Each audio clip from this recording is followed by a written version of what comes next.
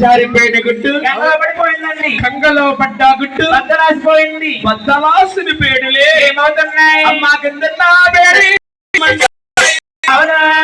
అదిగో పై పేడి పోయిందో కిందన్నా పేరే పై పేరే పోయింది.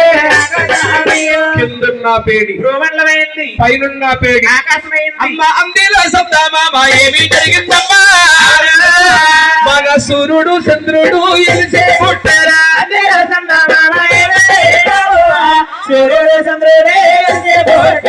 అందులో ఉండే సందమామటండి సూర్యుడు చంద్రుడు అవి అవధించారండి. రాలిడారవ్వాలు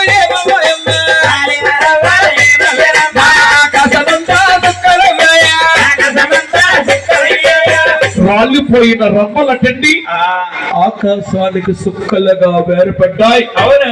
ఇలాగుండగా ఆ తల్లి అవును ఎలాగుంది? ఎలా ఉంది ఆయన ఆవిడ రెండు గుడ్ల మీద అవునా? సకల తల్లి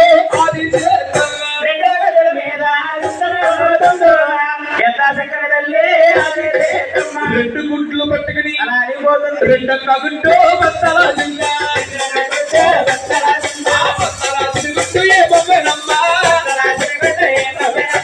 రెండో గుడ్డు బద్దలాస్తే అగ్నం పుట్టింది, వాయునం పుట్టింది, శక్తులు శ్రామలు అవి పరంతాల కింద మారిపోయి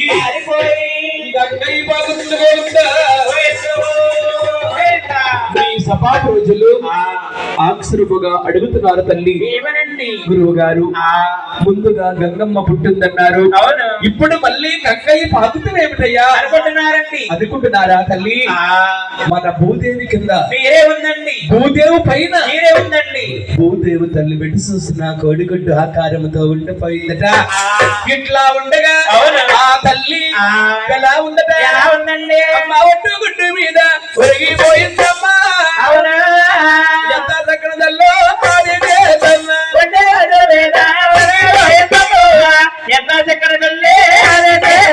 ఒట్టు గుడ్డు పట్టుకుని ఒరుగుతుంటే తల్లి వేడిని గుడ్డు మత్తరాజుని గుడ్డు ఏమమ్మా, మత్తరాజుని గుడ్డు ఏమమ్మా.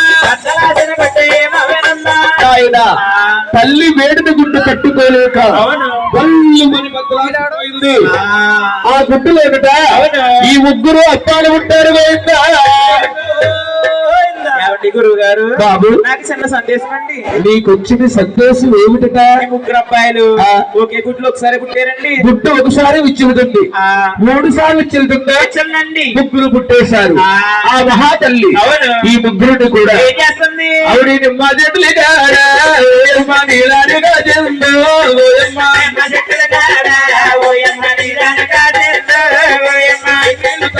చేసుకున్నది ఎంత చక్కని తల్లి ఆది శక్తమ్మ, ఎంత చక్కని తల్లి ఆది శక్తమ్మ, ఎంత చక్కని తల్లి ఆది శక్తమ్మ. ముగ్గురు బాల నాయన ఊసులు వాడేరు, నాయన ఊసులు వాడేరు. పాలు సాగులు బాల బాగుతున్నారు. ఎలాగా ఉన్నారు ముగ్గురు బాలాలు? ఎలాగా ఉన్నారు ముగ్గురు బాలాలు? ఎలాగా ఉన్నారు ముగ్గురు బాలాలు? ముగ్గురు బాలాలు నాయన ఆది దేవుళ్ళేమో నాయన ముగ్గురు బాలాలు నాయన ఆది దేవుళ్ళేమో నాయన. అందరికి ఇద్దరికి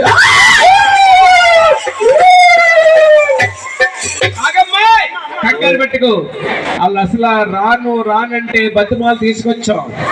ఇప్పుడు అయినా ఎక్కేస్తారు. ఇలా వచ్చి బాబా ఇలా వచ్చేయండి. అదిగో మహాతల్లి ఈ ముగ్గురిని కూడా అంత వింత 12,000 బాలాకుమారులు చేసి చేసిన తల్లి ముగ్గురిని సూస్తుంది. ఏమి వీళ్ళ ముగ్గురు త్రిమూర్తులు, వీళ్ళ ముగ్గురు త్రిమూర్తులు. ముందుగా కలియోగమే పుడుతుంది. కలియోగములో మానవులే పుడతారు. మానవులందరూ ఈ ముగ్గురుని దేవుళ్ళని పూజించాలి. పెద్దవాడిని పిలిచింది, బాబు నీ పేరు ఈ భూలోకములో బ్రహ్మదేవుడు అంటారు. బాబు నీ పేరేంటి? బొర్రా బొమ్మదేవుడా? అమ్మదేవుడు కాదు, నీ పేరు బ్రహ్మదేవుడు. ఏం దేవుడు? బొమ్మదేవుడు. ఆహా, బ్రహ్మదేవుడే అని అవును. బ్రహ్మలోకి వచ్చింది గోవిందా.